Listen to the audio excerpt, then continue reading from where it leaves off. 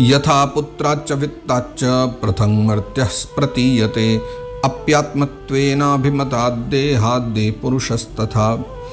जिस प्रकार अत्यंत स्नेह के कारण जो है पुत्र और धन आदि जो है हमारे जीवन में, उनमें साधारण जीवों की आत्मबुद्धि बनी रहती कि ये हमारा ही है, ये पूरी बुद्धि बनी रहती, किंतु थोड़ा सा विचार करने से वे उनसे स्पष्टतया अलग दिखलाई देते हैं। थोड़ा ध्यान से देखें तो देह, संतान, परिवार सब हमें जो है अलग। भाई जब अपना शरीर ही हमारा नहीं, शरीर ही अलग माना गया है शास्त्रों में, तो फिर ये धन संपदा पुत्र पौत्र कहाँ से हो सकते हैं, है ना। तो उसी प्रकार जिन्हें ये अपना आत्मा मान बैठा है, उन देहादि से भी उनका साक्षी पुरुष पृथक ही है। कह दी ना वही बात, मतलब हम शरीर को भी अपना नहीं मान सकते, ये भी हमारा अपना नहीं है, ये उससे भी निराला है। यथोन्मुखाद विस्फुलंगाद धूमाद्वापि स्वसंभवाद अप्यात्मत्वेनाभिमताद्यथाग्नि पृथुगुल्मुखात्। जिस प्रकार देखो जलती हुई लकड़ी से है ना, चिंगारी स्वयं अग्नि से ही प्रकट हुए धुएं से, और अग्नि रूप मानी जाने वाली उस जलती हुई लकड़ी से भी अग्नि वास्तव में पृथक ही है। उसी प्रकार क्या होता है कि भूत, इंद्रिय, अंतःकरण से उनका साक्षी आत्मा पृथक ही है। मतलब कैसे, जिस प्रकार जलती हुई जो लकड़ी है, फिर एक चिंगारी है, स्वयं अग्नि से प्रकट हुए धुएं से और अग्नि रूप माने जाने वाली उस जलती लकड़ी से अग्नि वास्तव में पृथक है। समझे ना, जहाँ धुआं है वहाँ भी अग्नि, लेकिन फिर भी अग्नि धुएं से पृथक है। कोई मान लीजिए लकड़ी जल रही है, तो जलती हुई लकड़ी है, उसमें भी आग लगी हुई, लेकिन लकड़ी उससे भी पृथक है, ठीक है ना। और तो जैसे धुएं से, लकड़ी से, इन सब से आग बिल्कुल अलग है, वो इनको जला रही है, वो बात सही है। अग्नि के होने से पहले धुआं होता ही है, फिर अग्नि आती है। लकड़ी जलेगी कोई तभी अग्नि आएगी, लेकिन फिर भी अग्नि उन सब से अलग है। अग्नि लकड़ी नहीं बन जाएगी, अग्नि धुआं नहीं बन जाएगी, उनसे वो बिल्कुल अलग ही रहती। वैसे आत्मा जो है सदा सर्वदा शरीर से अलग रहती। भूतेन्द्रियांतःकरणात् प्रधानात् जीव संगितात् आत्मा तथा पृथक दृष्टा भगवान ब्रह्म संवित। हाँ बिल्कुल वैसे ही भूतेन्द्रियांतःकरणात् प्रधानात् जीव संगितात्।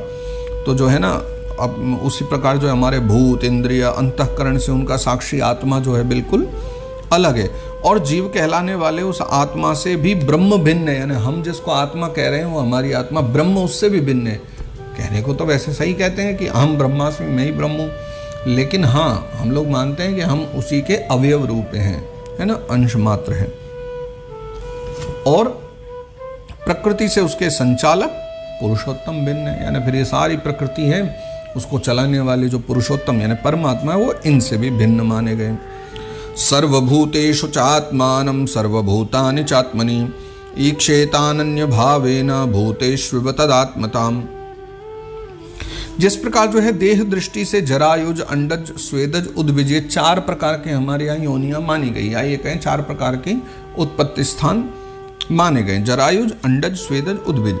तो चारों प्रकार के प्राणी जो है ना पंचभूत मात्र हैं, ठीक है। उसी प्रकार संपूर्ण जीवों में आत्मा को और आत्मा में संपूर्ण जीवों को अनन्य भाव से अनुगत देखना चाहिए, देखते हैं, है ना, ऐसा ये कहते हैं। स्वयोनिषु यथा ज्योतिरेकं नाना प्रतीयते योनीनां गुणवैषम्यात् तथात्मा प्रकृतौ स्थितः। जिस प्रकार एक ही अग्नि अपने पृथक पृथक आश्रयों में, है ना, उनकी विभिन्नता के कारण भिन्न भिन्न आकार का दिखाई देता है। यानी अग्नि तो एक ही है, लेकिन उनका जो आश्रय भूत है अग्नि का, वो अलग हो जाने से अग्नि अलग दिखता है। जैसे उदाहरण के लिए समझिए, जब लकड़ी जलाई उसकी अग्नि थोड़ी सी अलग होगी, कंडा जलाए, उपला जलाए तो उसकी अग्नि अलग होगी। आप एलपीजी गैस जलाओ जब खाना बनाने को, उसकी अग्नि थोड़ी अलग है। दीपक जलाओगे माटी का तेल डाल के तो उसकी अग्नि थोड़ी सी अलग होगी। पेट्रोल में आग लगाओगे तो उसकी अग्नि थोड़ी सी अलग होगी।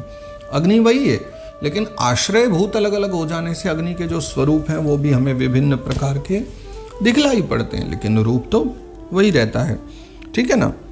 तो उसी प्रकार जो है देव, मनुष्य आदि जो शरीर हैं उनमें रहने वाला आत्मा एक ही है, लेकिन अपने आश्रय जो हैं उनके गुण भेद अलग अलग होने के कारण भिन्न भिन्न प्रकार का भासता है।